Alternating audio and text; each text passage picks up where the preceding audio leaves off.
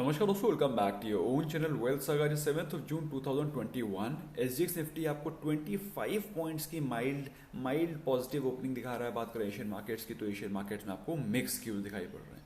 तो SGX Nifty आपको opening दिखा रहा है 15,730 के ऊपर। तो हम लोग देखते हैं हमें कितनी गैप अप ओपनिंग एक्सपेक्ट करनी चाहिए।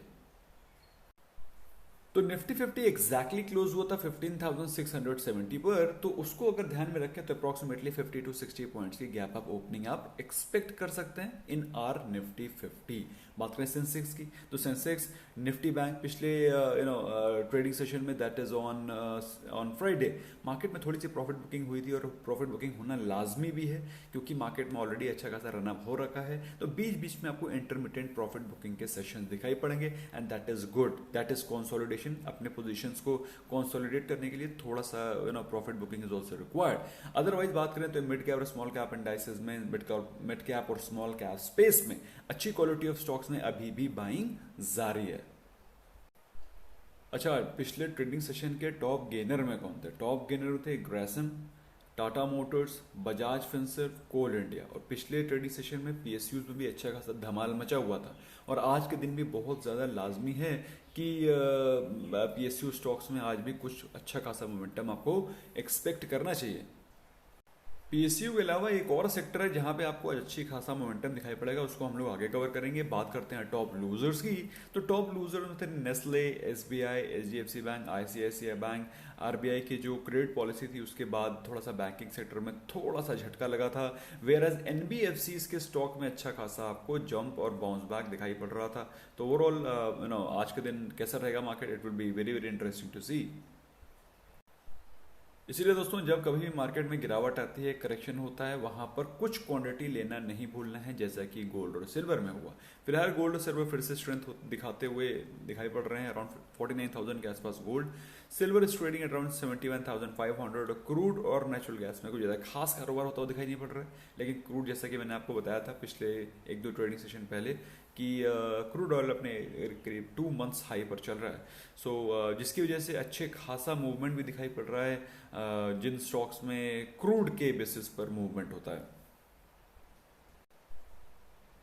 और दोस्तों पिछले ट्रेडिंग सेशन में अगर आप देखें तो इंडियन रुपी ने अंडर परफॉर्म किया है, whereas the other currencies have perform very well as compare to Indian currency. बात करें यूएस डॉलर की तो यूएस डॉलर ने फिर से रीगेन कर लिया है मोमेंटम 72.5 की डिप लगाने के बाद। इसके अलावा euro, great Britain pound, Japanese yen, हर एक करेंसी ने इंडियन करेंसी के अगेंस्ट बेहतर परफॉर्म किया है। तो दोस्तों इसीलिए बोलता हूँ कि आपको टेक्निकल एनालिसिस का भी अच्छा नॉलेज होना चाहिए। Unless until you have that आपको ये पता ही नहीं चलेगा कि कहाँ पर सपोर्ट है, कहाँ रेजिस्टेंस है, कहाँ पर बेस्ट बाय लेवल्स मैं पा सकता हूँ। तो दोस्तों if you want to know you can consider subscribing to our courses and the registrations have begun. फिलहाल बात करें सपोर्ट और रेजिस्टेंस लेवल्स फॉर निफ्टी 50 की तो निफ्टी 50 ने जो कल की मतलब पिछले ट्रेडिंग सेशन में जो क्लोजिंग दी थी 15,670। तो आज के दिन इंपॉर्टेंट जो लेवल्स आते हैं अगर मार्केट पॉजिटिव रहती है तो 15,700 जो कि आपको गैप अप ओपनिंग में ही टूटता हुआ दिखाई पड़ेगा। और 15,700 को अच्छे खासे मोमेंटम के साथ, भाई एक तो होता है कि ऐसे गया और टच किया 720 और उसके बाद मामला ठंडा, वैसा नहीं। In case if you find a good breakout which may or may not happen today, क्योंकि आज के दिन ज्यादा मोमेंटम तो दिखाई नहीं पड़ रहा है, तो 15,800 के लेवल्स भी आप आज एक्सपेक्ट कर सकते हैं। हाँ वेवर बात करेंगे प्रॉफिट बुकिंग की, कोई मतलब नेगेटिव न्यूज आ जाती है तो 15,600 एंड 15,550 के लेवल्स आपको दिखाई पड़ सकते हैं। 15,500 is a very very strong support zone for Nifty 50 जो कि एक किसी नेगेटिव न्यूज के कारण ही टूटेगा, अदरवाइज तो it has become a strong support zone. बात करें निफ्टी बैंक के दोस्तों पिछले ट्रेडिंग सेशन में इट हैज फॉलन 375 पॉइंट्स और जो क्लोजिंग हुई थी वो हुई थी 35,292 पर। अब अगर माइल्ड पॉजिटिव ओपनिंग होती है तो फिर आपको 35,500 के लेवल्स तो as it is gap up opening में ही टूटते हुए दिखाई पड़ सकते हैं। इसके अलावा दोस्तों ऊपर के लेवल पे 35,700 एंड 36,000 के लेवल्स आपको दिखाई पड़ सकते हैं अगर मार्केट में अच्छा मोमेंटम बना रहा।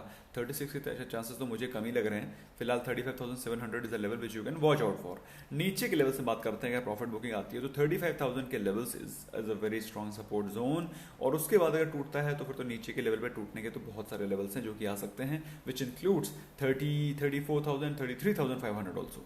तो 35,000 टूटने के बाद मामला वीक हो सकता है। तो शुड बी मेंटली प्रिपेयर्ड कि 35,000 पर क्या प्राइस एक्शन होता है।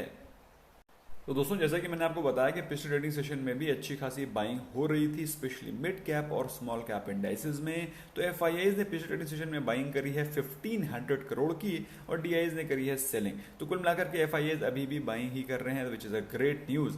अच्छा, ग्रेट न्यूज में दोस्तों ये भी है कि इंडिया में जो काफी जगह पर काफी तगड़े रिस्ट्रिक्शंस लगे हुए थे, वहां पर अनलॉकिंग या फिर कह सकते हैं ease of restrictions have started, which is a very very positive news for Indian economy as a whole. इसके अलावा दोस्तों गवर्नमेंट ने डायरेक्शन दिए हैं कि ethanol can be use directly as a fuel. इसका जो वेरिएंट है E100, अब आपको लग रहा होगा अल्कोहल से गाड़ी चलेगी क्या, तो उसमें कुछ एडिटिव्स लगे होते हैं, कुछ एडिटिव्स के साथ कुछ एडिटिव्स के साथ में, ऐसा नहीं है कि अल्कोहल डाला हो कल से आप अपनी बोतल खोल के सीधे गाड़ी में, तो उसमें कुछ एडिटिव्स वगैरह भी होते हैं जिसकी वजह से गाड़ी आपकी चलती है। ऐसा नहीं है कि अल्कोहल से ही गाड़ी चल जाएगी, तो ध्यान रखने वाली चीजें हैं, थोड़ा यू नीड टू ऑब्जर्व। तो ethanol can be used directly as a fuel, but that ethanol is not to be used by us, जो companies देती हैं duly adding the additives and all, so which can be a very very positive sign for sugar companies। और कुछ और भी companies like Praj Industries जो कि इसी इंडस्ट्री के इसी अल्कोहल को प्रोसेस करते हैं, so it's a great news for those companies, क्योंकि अगर 100% अगर एथेनॉल, भाई एथेनॉल तो अभी भी यूज हो रहा था, 100% एथेनॉल की बात हो रही है जिसका वेरिएंट है E100, तो आप समझ सकते हैं the kind of boost it is going to give to the sugar companies. Anyway, Q4 के रिजल्ट्स अभी भी बम्पर आ रहे हैं दोस्तों, अभी मैं आपके सामने डिस्कस भी कर लूंगा क्विकली। तो नॉट सो गुड न्यूज क्या है दोस्तों, कल के दिन 1 लाख नए कोविड केसेस आए। वैसे देखा जाए तो ये एक पॉजिटिव न्यूज है।